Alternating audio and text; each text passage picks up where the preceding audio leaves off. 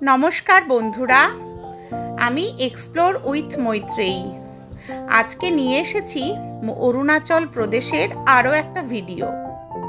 এটা অরুণাচল প্রদেশের তাওয়াং থেকে বোমডিলা পর্যন্ত যাওয়ার ভিডিও।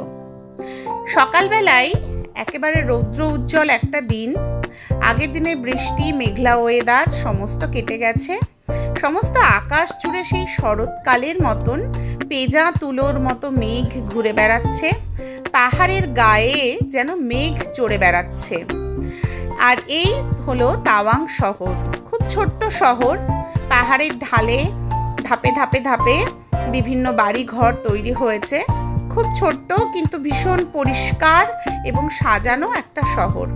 আর ওই দূরে হলুদ রঙের দেখা যাচ্ছে তাওয়াং মনেস্ট্রি, যেটা তাওয়াং শহরের একদম ওপরে অবস্থিত, পাহাড়ের ঠিক মাথায়। এই হলুদ মনেস্ট্রিতে তিনটে যে বড় বড় ঘর দেখা যাচ্ছে, ওটাই আমরা আগের দিন ঘুরেছি।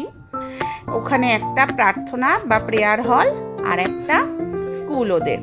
আর এই হলো আমাদের হোটেল, তাংসো গেলিং হোটেলটার নাম, যার মানে আমি জানি না, কিন্তু হোটেলটা বেশ ভালো এবং সবচেয়ে বড় কথা একদম রাস্তার উপরেই ছিল, ফলত আমাদের যাতায়াত করতে খুব একটা অসুবিধে হতো না। আমরা তাওয়াং ছেড়ে প্রথম যে দর্শনীয় স্থানটিতে এসেছি সেটি হলো জং ফলস। চারপাশটা ছিল ভীষণ রকম সবুজ আর একদম টুরিস্ট বর্জিত এই জায়গাটা। এত সবুজ যে চোখ ধাঁধিয়ে যাওয়ার মতন অবস্থা। তো আমরা একটা সিঁড়ি বেয়ে ধীরে ধীরে নিচে চলে যাচ্ছিলাম এই জং ফলসের দিকে। পাহাড়ের ওপর থেকে একদম নিচের নদী খাত পর্যন্ত হেঁটে নেমে যেতে হবে, তারপরেই ঝর্ণাটা দেখতে পাওয়া যাবে। নামার সময় খুব একটা কষ্ট নয়, কিন্তু ওঠার সময় বিষয়টা বেশ চ্যালেঞ্জিং।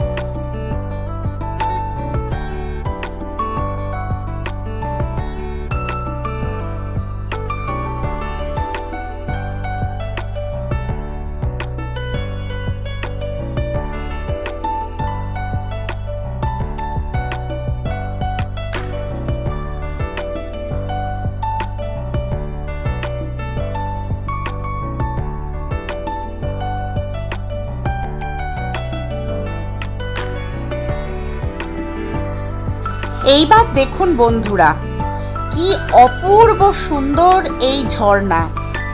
প্রথম দর্শনে জংফল একদম মুগ্ধ করে দিয়েছে আমাদের। জংফল ভারতবর্ষের দ্বিতীয় বৃহত্তম ঝর্ণা। প্রথম গোয়ার দুধসাগর ওয়াটারফলস, আর দ্বিতীয় হলো এই অরুণাচলের জং ফলস।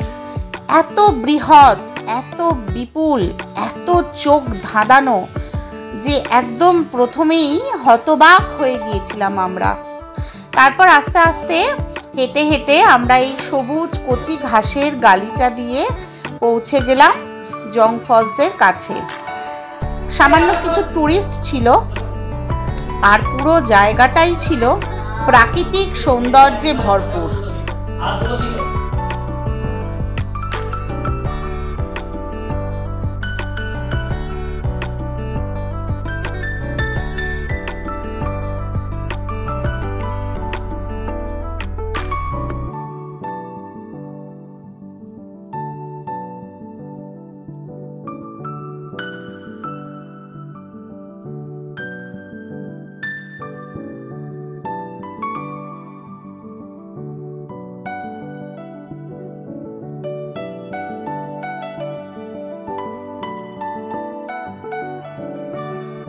আরেকটা মজার বিষয় হলো এই যে রামধনু খেলেছে।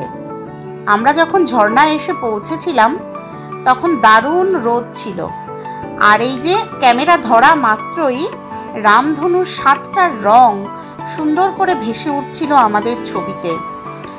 এত সুন্দর এই ঝর্ণা যে আমাদের সহযাত্রীরা হতবাক হয়ে তাকিয়েছিল দীর্ঘ সময় ঝর্ণার দিকে, আর পাশ থেকে খেলে যাচ্ছিল রামধনু।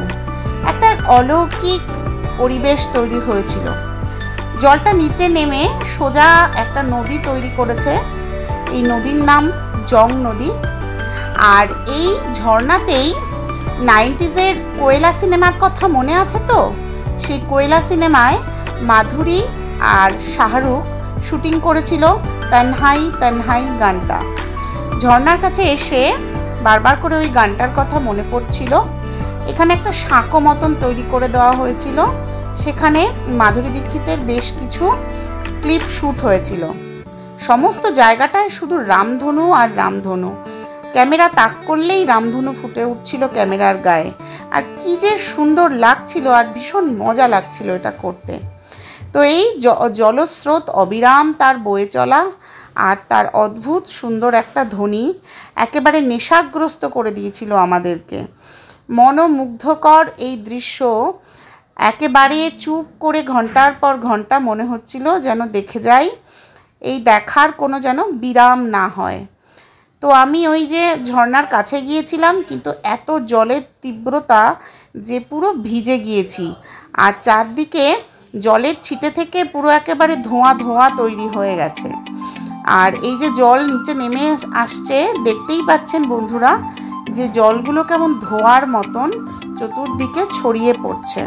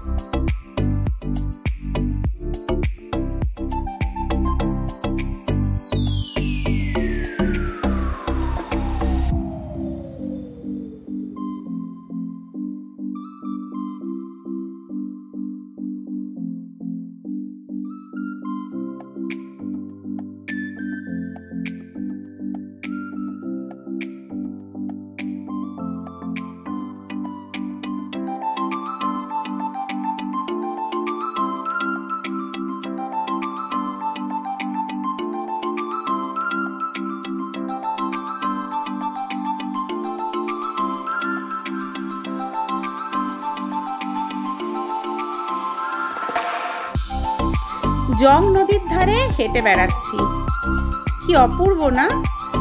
সুন্দর নদী, আর তার পাশ দিয়ে বেশ সুন্দর একটা রিভার ব্যাঙ্ক তৈরি হয়েছে। তো সেখান থেকে হেঁটে বেড়ালাম কিছুক্ষণ, এবার ফিরে আসার পালা। শেষবারের মতন দেখে নিলাম এই অপূর্ব সুন্দর জং ফলস। জানি না আর কখনো আসতে পারবো কিনা, আর কখনো অরুণাচল ফিরে আসা হবে কিনা, কিন্তু এই যে স্মৃতি, এই যে অসাধারণ মনোমুগ্ধকর প্রকৃতি, তাকে বুকে নিয়ে এগিয়ে চললাম আমাদের পরবর্তী গন্তব্যের দিকে। রাস্তাটা ছিল খুবই সুন্দর। অরুণাচলের বিশেষত্বই হলো এই নির্জনতা। এই নির্জনতাই হলো এর সিগনেচার পয়েন্ট। তো সমস্ত রাস্তায় কোথাও কোনো দোকানও খুঁজে পাওয়া যায় না। লাঞ্চ করবার জন্য অনেক দূরে দূরে এক একটা জনবস্তি খুঁজে বার করতে হয়, আর সামান্য জল, সিগারেট, চা, পান এসবেরও কোনো অপশান এখানে নেই, শুধু নির্জন প্রকৃতি জুড়ে। এবার আমরা এগিয়ে যাচ্ছি সেলা টানেলের দিকে। যেদিন আমরা তাওয়াং এসেছিলাম সেদিন আমরা সেলা পাস হয়ে এসেছিলাম। সেলা পাস পাহাড়ের ওপরে উঠতে উঠতে সেলা পাস হয়ে আবার নামতে হয়, কিন্তু সেলা টানেল তৈরি করেছে নরেন্দ্র মোদী সরকার। এখন আর এই পাহাড়ের ওপরে ওঠার দরকার নেই। পাহাড়টা ফাটিয়েই প্রায় 5.5 কিলোমিটার জায়গা জুড়ে একটি টানেল তৈরি হয়েছে।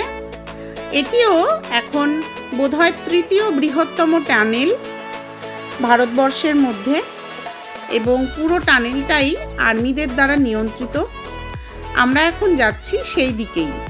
আসলে পুরো অরুণাচল জুড়েই চীনের একটা থ্রেট রয়েছে, এবং অরুণাচলের বিভিন্ন প্রদেশে মাঝে মধ্যেই চীনা সৈন্যরা অনুপ্রবেশ করে বসেন।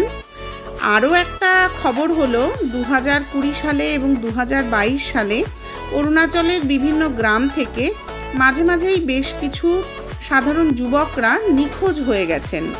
পরে জানা যায় যে তারা ওই চীনা সৈন্যদের দ্বারা অ্যারেস্ট হয়েছিল, যদিও তার সপ্তাহখানেক পর চীনা সৈন্যরা তাদের ছেড়ে দেয়। কিন্তু অরুণাচলের বিভিন্ন জায়গায় মাঝে মাঝেই চীন ঢুকে পড়েছে এবং চীন ক্যাম্প তৈরি করেছে, এবং শোনা যায় একটি অস্থায়ী সেতুও নাকি চীন অরুণাচলে ঢুকে নির্মাণ করে ফেলেছে। ফলত এইসব কারণেই অরুণাচলে আর্মিদের সবসময় তৎপরতা প্রচুর, এবং পুরো রাজ্যটা জুড়ে যেমন জনমানব বর্জিত প্রকৃতি, তেমনি সমস্ত জায়গায় আর্মি ক্যাম্প, জায়গায় জায়গায় আর্মি ক্যাম্প। এত আর্মি যে পুরো রাজ্যটাতে মনে হচ্ছে শুধু আর্মিই রয়েছে। এই যে রাস্তাটা দেখলেই আপনারা বুঝতে পারবেন সমস্ত রাস্তায় সেই অর্থে কোনো জনবসতি নেই। খুব দূরে দূরে দু একটা ছোট্ট ছোট্ট 8-10 ঘর নিয়ে একটা গ্রাম রয়েছে। তাছাড়া সেই অর্থে এই অরুণাচলে জনবসতি খুবই কম, ভীষণই কম। তবে প্রকৃতি এখানে একেবারে ভার্জিন, প্রকৃতি তার সমস্ত রূপ যেন উজাড় করে দিয়েছে।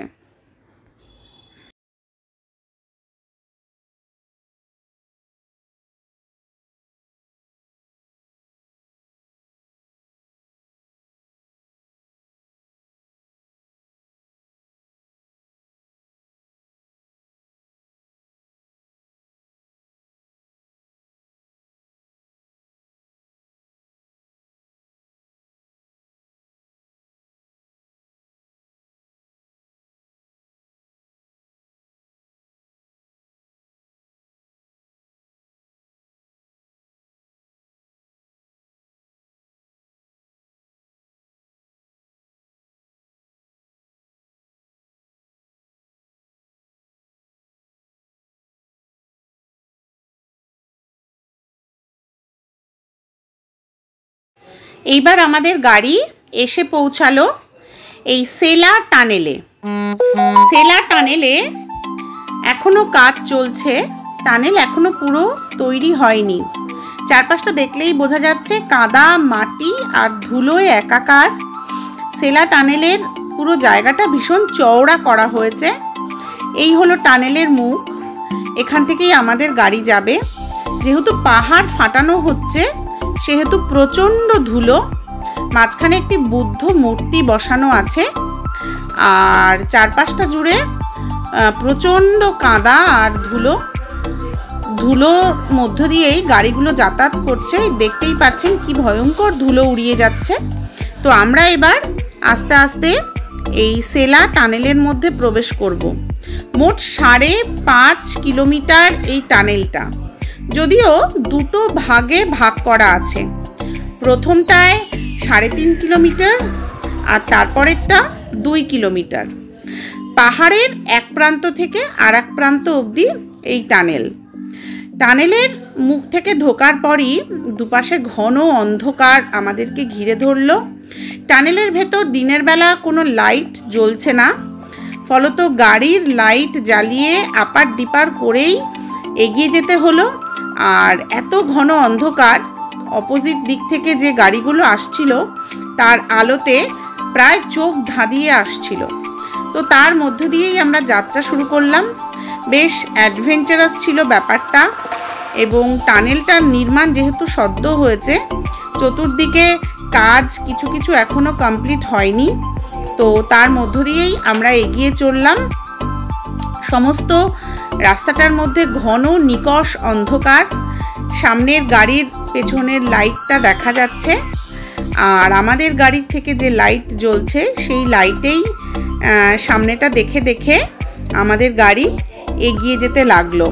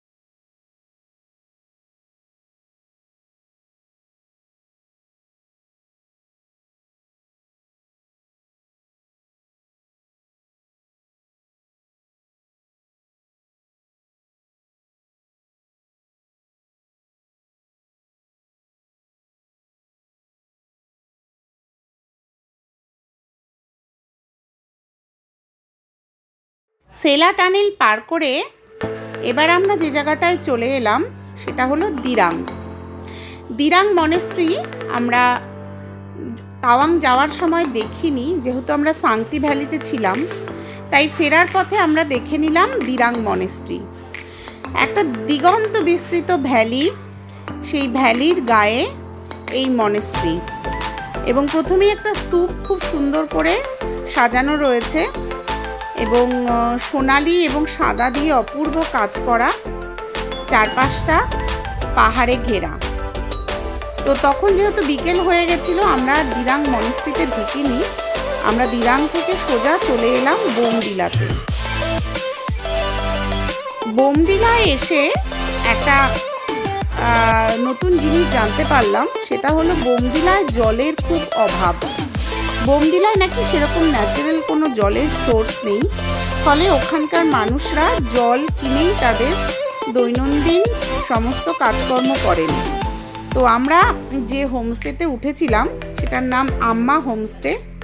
খুব সুন্দর সাজানো গোছানো একটা হোমস্টে, কিন্তু মজার বিষয় হলো আমরা যখন কথা বলতে গেলাম তখন উনি প্রথমেই জানালেন জল কিন্তু অতিরিক্ত খরচ করা যাবে না, সঙ্গে বাচ্চা আছে, জলের কল যেন সে খুলে না রাখে, বেশি বালতি বালতি জলে যেন স্নান না করা হয়, বাথরুমে যেন অতিরিক্ত জল খরচ না করা হয়। এই রকম একটা বেশ উনি বিধি নিষেধের লিস্ট আমাদের হাতে ধরিয়ে দিয়েছিলেন।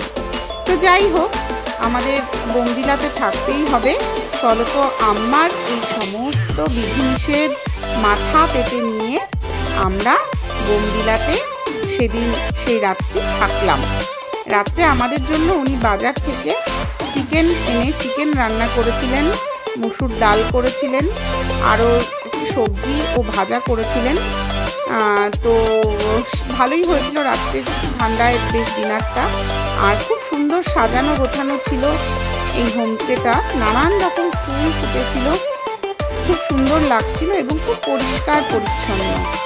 তো জলের ব্যবহার কম হওয়া সত্ত্বেও কী করে এত পরিষ্কার পরিচ্ছন্ন ওনারা করে রেখেছিলেন, এটা আমার বেশ মনে প্রশ্নচিহ্ন হয়েই ছিল। কিন্তু তবুও আমাদের যে একটা দিন বোমডিলাতে খারাপ কাটেনি তা বলাই বাহুল্য।